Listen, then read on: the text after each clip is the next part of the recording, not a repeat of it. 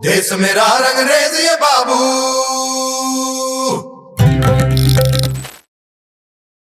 नमस्कार, मैं Rohit Jha. Please help. अमेरिकी नेवी ने हम पर हमला कर दिया है।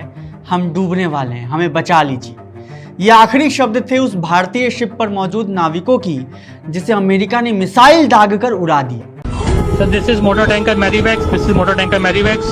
We are fire on board. We have fire on board, and vessel is sinking. U.S. Navy attacked the missile on our engine room. We have hold the bottom. We have fire on board. Please help. This is motor tanker Marivex. You can see our last position recorded in our AIS. That is our position. Please help. Please help. We have fire on board. Total all crew Indian. 24 crew. All crew Indian. Please help quickly. Please, we need immediate help. And sir, our warship is nearby, sir. They are not assisting us, sir. US Navy is not assisting us.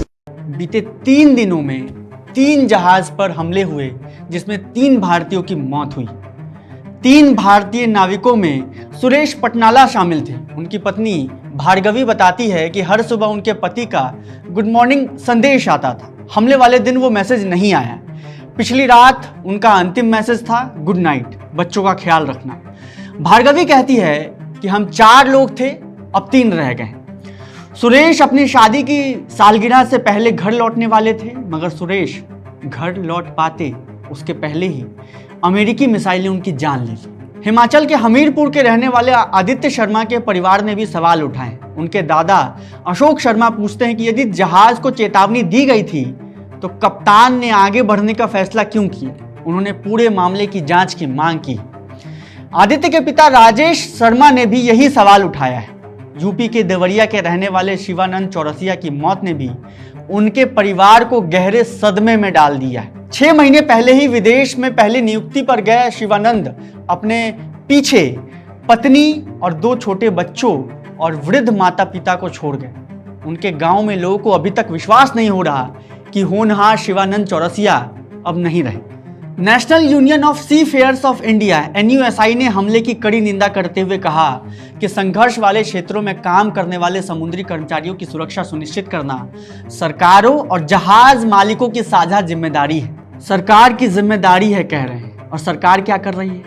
हालत यह है कि Iran के विदेश मंत्रालय के प्रवक्ता इस्माइल बघाई ने भारतीय कमर्शियल जहाजों पर अमेरिकी हमलों के आरोपों की कड़ी निंदा की, लेकिन लगभग 24 घंटे बीत जाने के बाद भी अभी तक प्रधानमंत्री की तरफ से इस पर कोई भी प्रतिक्रिया नहीं आई। ओमान की खाड़ी में अमेरिका ने भारत की शिप पर कोई गलती से हमला नहीं किया है। बकायदा भारतीय शिप को पहले वार्निंग दी गई, उसके बाद उस पर मिसाइल दाग दी और बाद में अट्टहास करते हुए अमेरिका इसका वीडियो भी जारी करता है। एक तरफ समंदर में हमारे ही देश के नाविकों को अमेरिका मार रहा था, दूसरी तरफ प्रधानमंत्री अमेरिकी राष्ट्रपति से ट्विटर पर इस बात की बधाई संदेश ले रहे थे कि वो इस देश में सबसे ज्यादा दिन तक प्रधानमंत्री रहने के मामले में नेहरू का रिकॉर्ड तोड़ चुके हैं। आज अमेरिका के सामने भारत की कूटनीति रेंग रही है। 3 भारतीय नाविकों की मौत की पुष्टि होने के बाद ट्रंप पाकिस्तान के आर्मी चीफ असीम मुनीर के तारीफ के कसीदे पढ़ते हैं। ये कौन सा भारत आपने बना दिया है प्रधानमंत्री जी? भारत वो था जो अमेरिका की चेतावनी के बाद इंदिरा गांधी पाकिस्तान के 2 टुकड़े कर देती।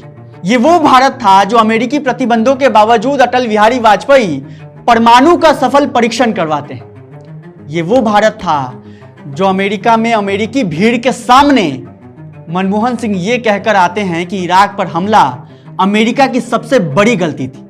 ये वो भारत था जो 2013 में जब एक इंडियन डिप्लोमेट को वीजा फ्रॉड के मामले में अमेरिका ने न्यूयॉर्क से गिरफ्तार किया था, तब उस वक्त के प्रधानमंत्री मनमोहन सिंह ने भारत में मौजूद अमेरिकन एम्बेसी के बाहर से सुरक्षा और बैरिकेड को बुलडोजर लगाकर हटवा दिया था। अमेरिकन डिप्लोमेट्स का एयरपोर्ट पास तक रद्द करके उनके स्टाफ और उसकी सैलरी संबंधित जानकारी तलब की गई थी। इस देश को उसका पुराना भारत लौटा दीजिए प्रधानमंत्री जी। ये नया भारत जो सिर्फ धुरंधर जैसे फिल्मों में चमकदार दिखता है और अपने नागरिकों की मौत पर चुप्पी साध लेता है, ये नया भारत है। क्या आप इन मारे गए लोगों के परिवार वालों की क्रंदनाएं देख पाएंगे?